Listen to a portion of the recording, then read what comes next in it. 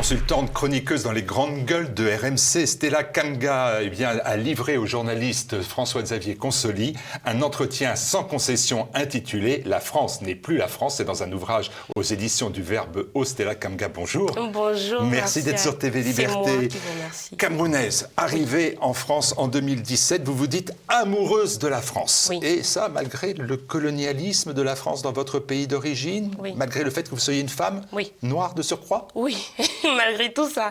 En réalité, c'est vrai que...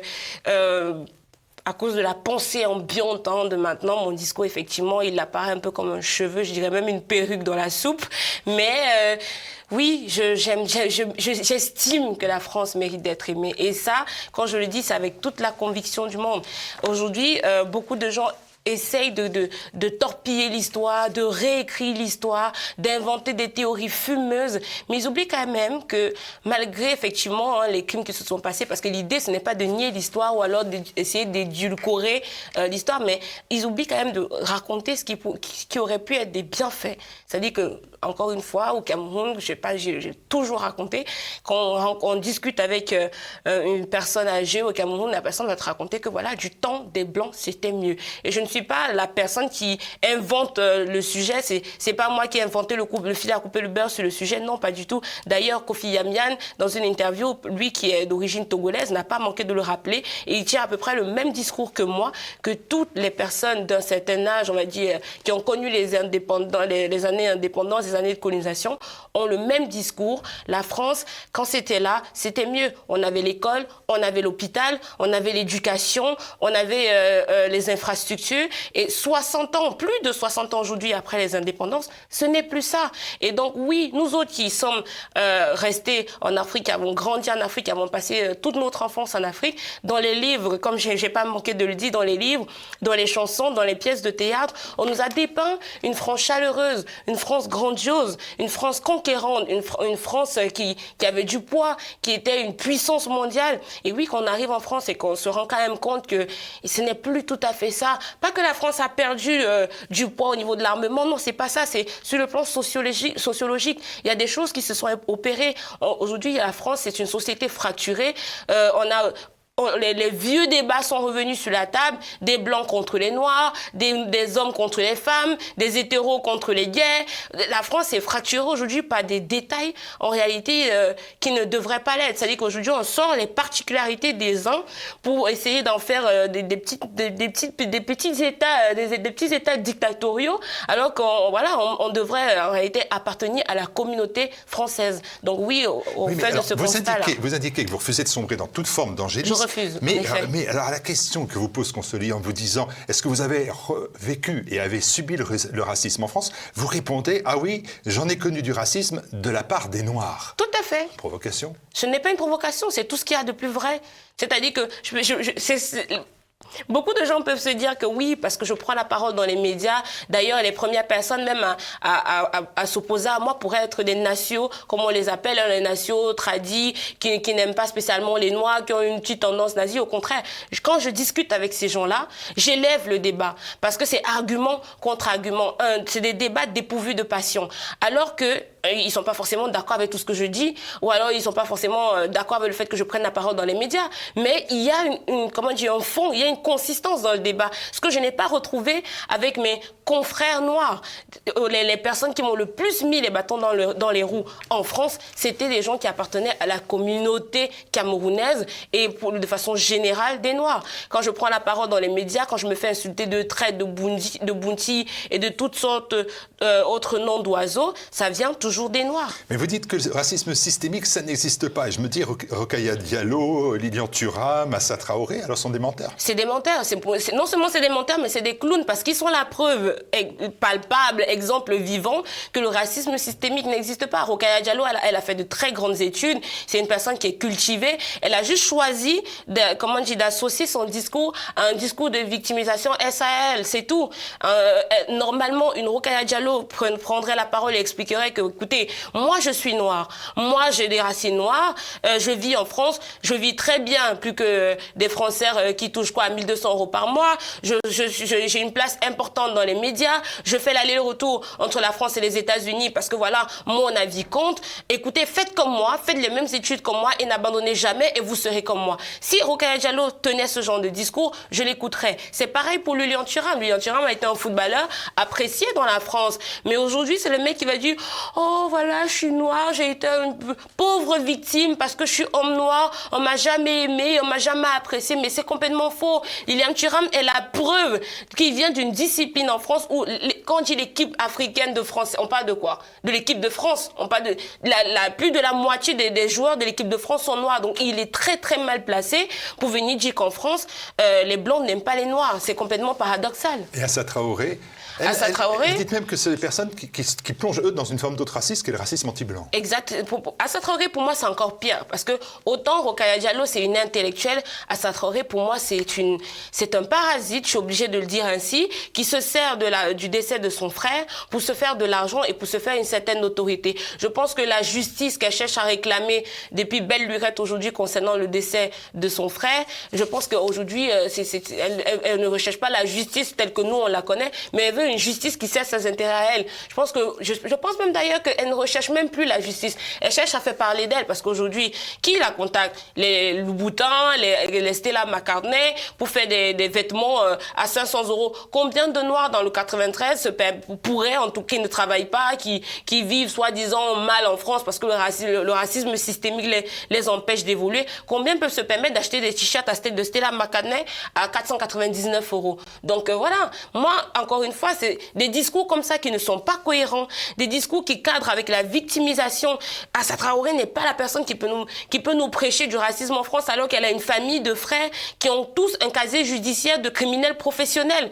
Est-ce qu'il y a une seule personne enfin en France qui peut être noire et qui peut nous dire que voilà, j'ai fait de grandes études, j'ai fait ça, et ça y est, on ne m'aime pas? Je veux absolument quelqu'un qui prêche par l'exemple, j'en ai besoin. Qu'est-ce que vous en pensez? Qu'est-ce que vous pensez de quand elle dit, ces personnes-là, que vous ne ferez jamais partie, vous, de la grande histoire commune? Déjà, elle ne parle pas mon nom, parce qu'Assa Traoré n'est prophète que pour elle et sa famille, et pour ceux qui veulent qu'elle soit prophète de leur communauté, elle ne parle pas en mon nom. Je fais partie de la communauté française. Les Français m'ont aimé, les Français m'ont accueilli, les Français m'ont soutenu, et ils continuent de le faire. C'est-à-dire que je me suis retrouvée en terre étrangère, en terre qui n'était pas la mienne, et les gens justement qui m'ont aidé, aimé, soutenu et accompagné dans tout ce que j'ai pu vivre en France, eh bien c'était les Français. Si elles ne se sont pas, si elles pensent qu'elle ne fait pas partie de cette histoire commune, c'est parce qu'elle a refusé, elle a choisi de s'ostraciser de cette histoire-là. Moi, l'histoire de la France, je l'aime, je l'embrasse, et les Français, je les aime et ils me le rendent bien. Sur les idées, quand même, je vois qu'il y a des moments où ça coince, si vous m'autorisez ce terme-là. Par exemple, sur le problème du grand remplacement. Je vous sens quand même dans l'ouvrage très hésitante, fantasme ou question légitime. En fait, j'ai l'impression que vous parlez plus sur la notion de créolisation, c'est le concept de Mélenchon. Oh non, pitié, je ne dirais pas ça. Oh non, pas du tout. Alors, en matière de créolisation, pour moi, créolisation et grand remplacement, c'est les mêmes mots, mais qui désignent deux thèmes sociologiques, deux événements sociologiques différents. Je ne suis pas en train de dire que je suis contre le fait qu'il y ait des Blancs qui peuvent épouser des Noirs ou des Noirs qui peuvent épouser des Blancs. Non. Si c'est par amour, c'est une chose. On ne détermine pas, voilà, on ne sait pas de quoi demain est fait. Le cœur, comme on dit, ne choisit pas la personne qu'elle aime. Donc, on ne peut pas dire que voilà, demain, si je tombe amoureuse d'un Français, je vais m'interdire de tomber amoureuse parce que je veux pas participer au grand remplacement. Non, c'est pas ça la question. Je pense qu'ici, le débat sur le grand remplacement, c'est surtout au niveau des mœurs. C'est surtout au niveau des mœurs. Il y a beaucoup de micro-communautés qui essaient d'imposer leurs mœurs, leur culture. Et ça commence à devenir problématique. Et donc, les Français, effectivement, se sentent menacés. Et pardon, mais comment vous voulez que certains ne croient pas au grand remplacement quand ils sortent du métro pour aller visiter la Tour Eiffel, ils sortent du métro, c'est un Sénégalais qui leur vend la miniature de la Tour Eiffel fabriquée en Chine. Ça, c'est le grand remplacement pour être caricatural. Et je ne manque pas de leur dire. Un Français ne peut pas sortir du métro, il veut aller visiter la Tour Eiffel et c'est un Sénégalais qui lui vend une miniature de jouet fabriquée en Chine. Ça n'a pas de sens. Je suis désolée. Donc moi, je comprends pourquoi, effectivement, dans certains quartiers parisiens, on ne retrouve même plus des Blancs parce que certains ont déménagé. Donc je suis pas dans le fantasme. Je suis pas non plus en train de vouloir, je sais pas moi, à donner du crédit à une thèse, je sais pas moi, néo-nazie. Mais il faut quand même comprendre un certain nombre de faits sociologiques. Là, on parle de faits. La réalité n'est pas nazie. Les faits ne sont pas nazis. Là, on parle de faits. Les faits sont probants. Moi, la première fois et je le raconte dans mon livre, la première fois que j'ai visité Barbès, c'était lors d'une journée d'intégration qui avait été organisée par mon école. Et on nous avait dit de trouver des éléments culturels qui rapportaient à la culture de l'Afrique du Sud. Donc oui, on s'est retrouvé à Barbès. Pardon, mais ça faisait à peine 2 semaines que je venais d'arriver en France. Je n'étais jamais sortie. Mon trajet, c'était métro, école. Et là, je me retrouve à Barbès. Oui, j'ai été choquée. J'ai été choquée. Pardon, mais je ne suis pas venue en France pour vivre en Afrique. C'est un peu ça le principe justement de l'immigration. Si je voulais rester en Afrique et vivre en Afrique, eh bien il y a 23 millions de Camerounais que j'ai laissés en Afrique. Et le dire ne fait pas de moi quelqu'un de xénophobe ou quelqu'un qui soit contre les Noirs. Xénophobie, Stella Kamga par exemple. On regarde Lassana Bathily, c'est un héros de l'hypercachère à Vincennes. Il obtient la nationalité française et pourtant vous avez des mots très très durs sur ce français musulman. Sincèrement, je ne comprends pas pourquoi on l'appelle français. Ce monsieur n'est pas français. Il a peut-être les documents il l'a obtenu. Oui, il a des documents qui disent qu'il est français, mais il n'est pas français. Le principe même de base pour être français, c'est de savoir déjà parler français. Parce que là, vous citez en fait une opposition entre lui et Éric Zemmour sur LCI il y a quelques jours. Si vous voulez, on a des journalistes. C'est le problème que j'ai parfois avec certains de la profession qui pratiquent leur métier comme s'ils étaient des débutants. Donc, ils ont voulu opposer à Éric Zemmour, non pas un argument de choix, mais un argument fondé et basé uniquement sur le pathos. C'est-à-dire qu'on a voulu faire dire à Éric Zemmour que, voilà, lui, il est noir, il est français, est-ce que vous allez le rémigrer chez lui? Bien sûr, Éric Zemmour, il est candidat à la présidentielle maintenant. Il ne peut pas se permettre de dire n'importe quoi, et sinon, voilà, les journalistes vont monter tout en épingle, et ça va donner quelque chose de vraiment, voilà, pendant 2 semaines, on va plus respirer. Mais moi, j'aurais dit qu'il faut rémigrer ce mec. Je suis désolée, je ne suis pas dure que de le dire. Voilà quelqu'un, 7 ans après avoir reçu la nationalité française, il n'est pas capable d'aligner une phrase sujet, verbe, complément. Je rappelle quand même que la base pour être français, c'est quand même de parler français. C'est quand même aberrant qu'il ne sache pas parler français. Il a été aidé par Paul Laroutourou. Mais c'est ça qui est inquiétant, qu'il soit aidé 7 ans après et il n'arrive même pas à parler français. Ça veut dire que son quotidien n'est pas en France. C'est-à-dire que voilà quand même un mec qui a la nationalité française, même les voisins, ça veut dire qu'il n'habite même pas dans un endroit où il pourra apprendre le français. C'est ce que ça veut dire. Et que tous ses amis, là où il habite, sa famille, son entourage n'est clairement pas français. Parce que si c'était le cas, il s'exprimerait mieux. Donc 7 ans après avoir reçu la nationalité, il ne parle pas français et on l'utilise, parce que c'est ce qu'ils ont fait hier, on l'utilise pour dire que oui, voilà, pauvres Français musulmans, Zemmour, si vous êtes... Oh, Zemmour et les Français et les musulmans, attention, l'immigration. Et donc sujet un peu délicat, donc on essaie d'attirer, de prêcher par l'argument au pathos, en mode il faut avoir de la pitié. Non, si tu dis qu'il faut tu le remigres chez lui, eh bien, c'est un peu pathétique. Voilà, l'argument de la larme à l'œil. Non, ça ne marche pas. Au bout d'un moment, il faut pouvoir être exigeant avec ces gens-là. La nationalité française devrait pouvoir se mériter. Il faudrait que les gens arrêtent de gagner la nationalité française comme si c'était dans une foire où on gagne un nounours ou des caramels. Non, ça suffit. Il faudrait donner la valeur. Quand moi je vois un noir comme ça, je suis désolée de le dire, qui n'a pas la nationalité française et que finalement, par un concours de circonstances, on lui donne la nationalité et qu'il ne met même pas cette nationalité en valeur, moi, il me fait honte. Pour le coup, c'est lui qui a la honte de l'Afrique. C'est-à-dire qu'on lui a donné la parole, on l'a mis dans les médias, il avait en face de lui Éric Zemmour. Moi, je m'attendais à ce qu'il prêche par un exemple, qu'il prêche par sa vie, qu'il explique à Éric Zemmour, voilà pourquoi, je sais pas moi, il est musulman et que même s'il est musulman, il reste français et qu'il adore la France. Moi, je m'attendais à voir quelqu'un comme ça. Mais on a eu un clown qui n'était même pas capable d'aligner sujet, verbe, complément. C'est inquiétant, ce genre de français-là. La France n'est plus la France. Pour illustrer le fait que l'Occident saute à pieds joints dans les délires progressistes, vous évoquez la figure du père, mise à mal par les féministes. Une question d'autant plus difficile que vous l'indiquez dans les premières pages de l'ouvrage. Eh bien, votre père, on peut le dire, n'a pas été à la hauteur d'un père. Oui. Effectivement, j'ai eu un père absent. Mais j'ai eu beaucoup de chance parce que, voilà, j'ai eu une mère qui a su combler le vide. Et voilà, ma mère, elle représente effectivement tout pour moi. Et c'est quelqu'un qui m'a donné la force que j'ai aujourd'hui. C'est-à-dire que tout ce que j'ai traversé, elle a traversé pire. Et en même temps, elle a été mon modèle. En même temps, elle a été ma source d'inspiration. Et c'est bien dommage, mais effectivement, est-ce que la mère devrait jouer le rôle du père? Bien sûr que non. Dans un monde normal, la mère a son rôle, le père a son rôle.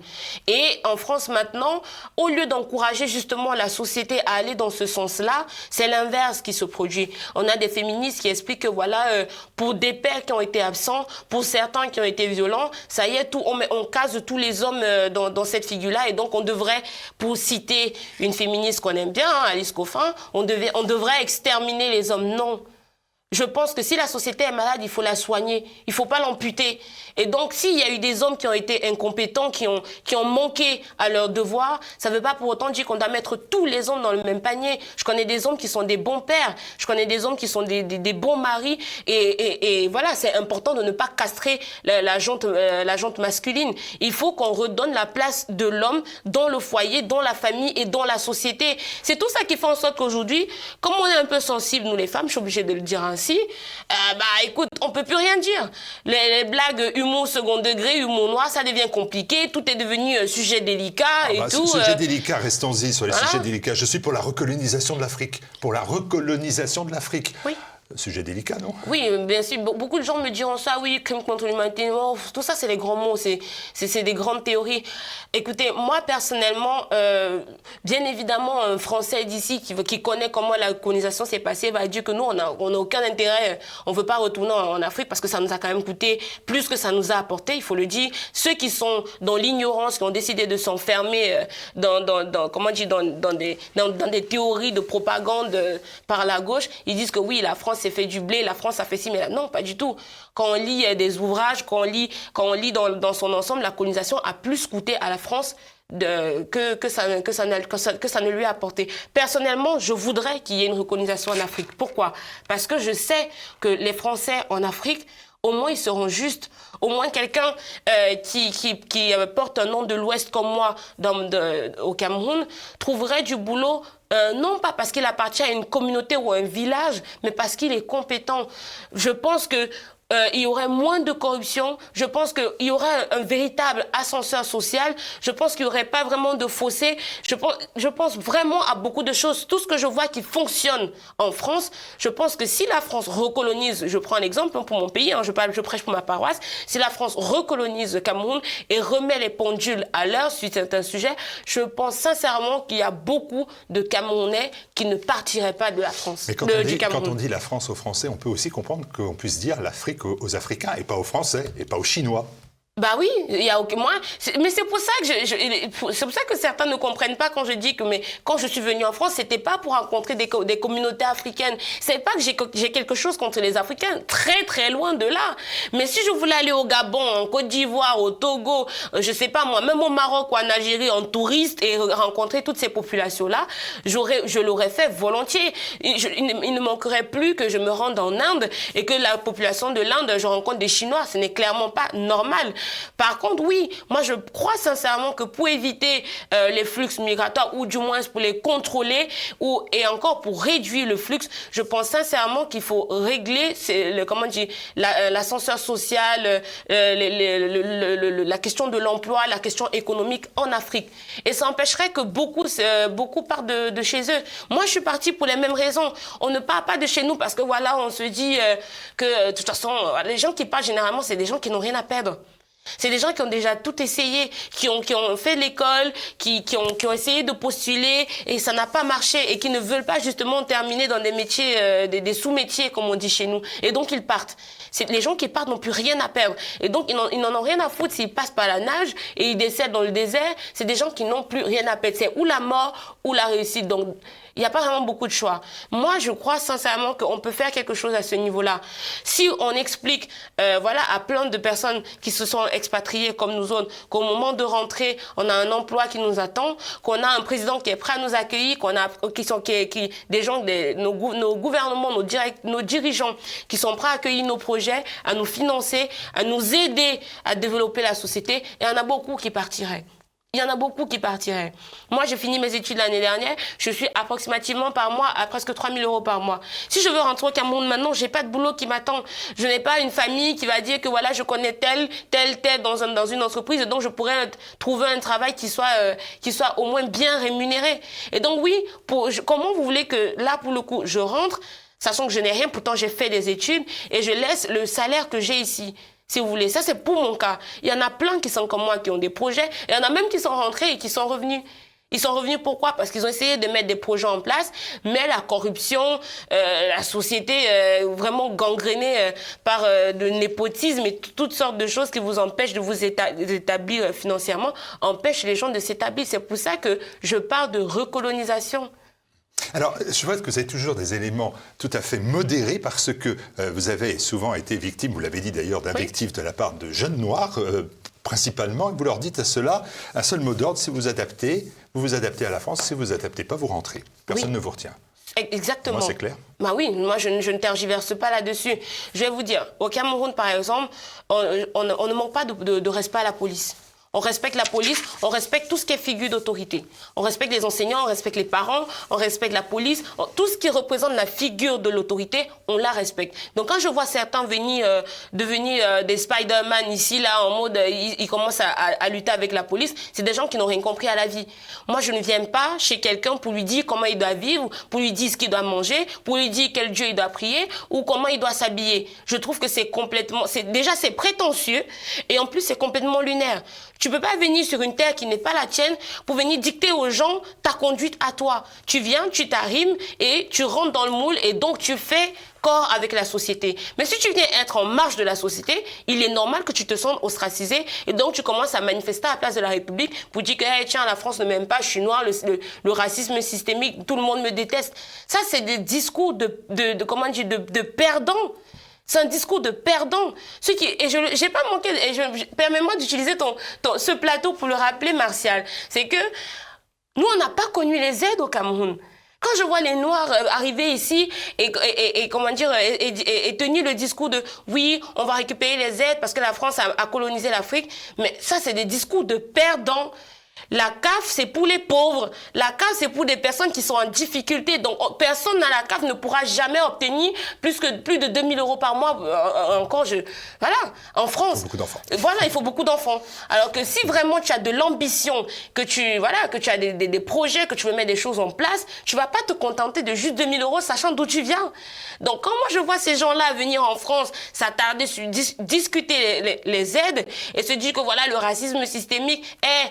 Si vraiment il y avait le boulot dans ton pays, tu ne serais pas en France.